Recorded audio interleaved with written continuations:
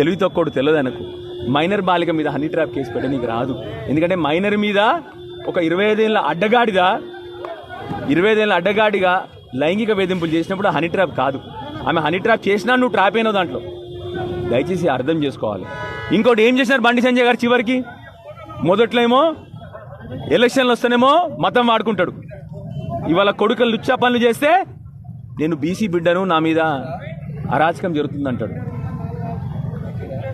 చిన్నపిల్లల్ని రాజకీయాలకు తీసుకురావద్దంటాడు. 25 ఏళ్ళ అడ్డగాడిద చిన్నపిల్లగాడా? ఆ 17 ఏళ్ళ మైనర్ బాలిక చిన్నపిల్లనా? లేకపోతే నీ 25 ఏళ్ళ అడ్డగాడిద మైనర్ రావాడు? అడ్డగాడిద పనులు చేసి చిన్నపిల్లల్ని రాజకీయాలకు తీసుకురావద్దంటావా? ఈ సంస్కారం నీ కొడుకుది ఎక్కడి నుంచి రాలే బండి సంజయ్? నువ్విచ్చిన సంస్కారమే, నీ భాష, నీ గుటుక, నీ ప్రవర్తననే ఆ పిల్లగాడిని అట్లా తయారు చేసిందని చెప్పి నేను ఇవాళ ప్రెస్ మీడియా ముందుగా నుంచి చెప్తా ఉన్నా. ఆ పిల్లగాడు అట్లా తయారైందంటే ఒకటా రెండా ఎన్ని నేరాలు చేసిన పిల్లగాడు మీ అందరికి తెలియదా? కొట్టుడు, ర్యాగింగు, బుల్లింగు, కాలేజీలలో అమ్మాయిలు వెనుక పడడము, వందల నేర చరిత్ర ఉన్న పిల్లగాడైనా ఎక్కడి నుంచి వచ్చింది ఆ సంస్కారం ఆయనకు? నువ్వు నేర్పించిన సంస్కారమే కదా బండి సంజయ్. నువ్వు మాట్లాడే భాష ఒకరి పుట్టుక గురించి మాట్లాడతావు.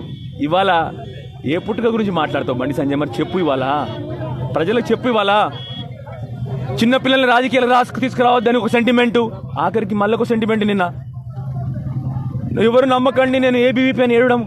ఏం దొంగ పనులు ఇవన్నీ? చేసే దొంగ పనులు. నీ ఏబీవీపీ చెప్పిందా ఈ పనులు చేసామని చెప్పి? నీ ఆర్ఎస్ఎస్ చెప్పిందా ఈ పనులు చేయమని చెప్పి? నేను దయచేసి నా ఏబీవీ మిత్రుల్ని, ఆర్ఎస్ఎస్ మిత్రుల్ని కూడా కోరుతా ఉన్నాను నేను. మీరు సమర్థిస్తా ఉన్నారు ఆయన ఇవాళ. నిలదీయండి. మీ అందరి ఇళ్లలో కూడా ఆడపిల్లలు ఉన్నారు కదా.